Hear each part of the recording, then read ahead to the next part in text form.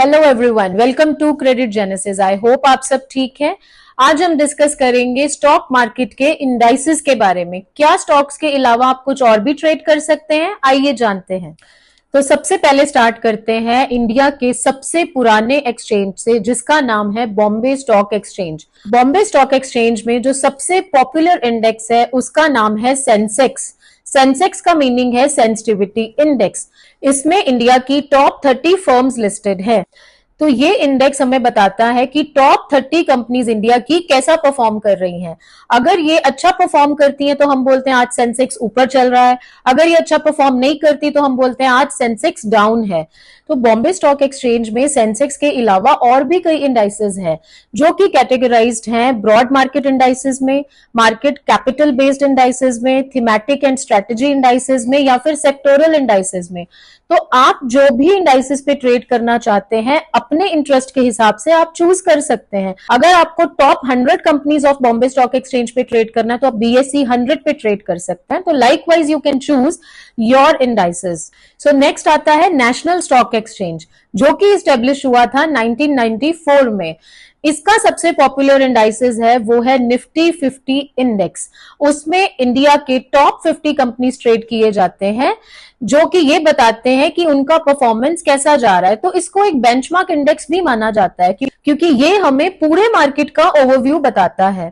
National stock exchange में Nifty 50 index के अलावा और बहुत से इंडाइसेस हैं जो कि अगेन डिवाइडेड हैं ब्रॉड मार्केट के बेसिस पे, सेक्टर के बेसिस पे, थीम के बेस पे या स्ट्रैटेजी के बेस पे।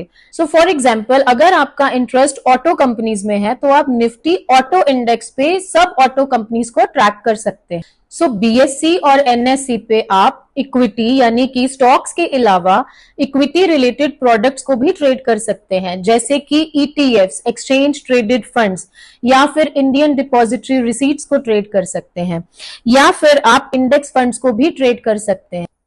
तो अब नेक्स्ट आता है कमोडिटी एक्सचेंजेस ऑफ इंडिया। इसमें हम इक्विटी या स्टॉक्स को ट्रेड नहीं करते, इसमें हम कमोडिटीज को ट्रेड करते हैं। इसमें सबसे पहले आता है मल्टी कमोडिटी एक्सचेंज, जो कि स्टेब्लिश हुआ था 2003 में। इसमें हम ट्रेड करते हैं मेटल्स को जैसे गोल्ड, सिल्वर, कॉपर, या एनर्जी बेस्ड कमोडिटीज को जैसे क्रूड ऑयल, नेचुरल गैस, या फिर एग्रीकल्चर बेस्ड कमोडिटीज को भी ट्रेड करते हैं। नेक्स्ट आता है NCDEX यानी कि national commodities and derivatives exchange. ये प्राइमरीली फोकस्ड है एग्रीकल्चर प्रोडक्ट्स पे, पल्सेस पे, स्पाइसेस पे।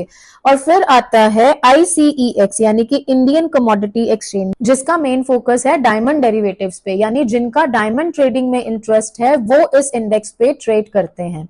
और जैसे हम NSE और BSE में देखते हैं ट्रेडिंग टाइम्स है 9:15 से 3:30 PM तक, और MCX के टाइमिंग्स है 9 AM to 11:30 PM।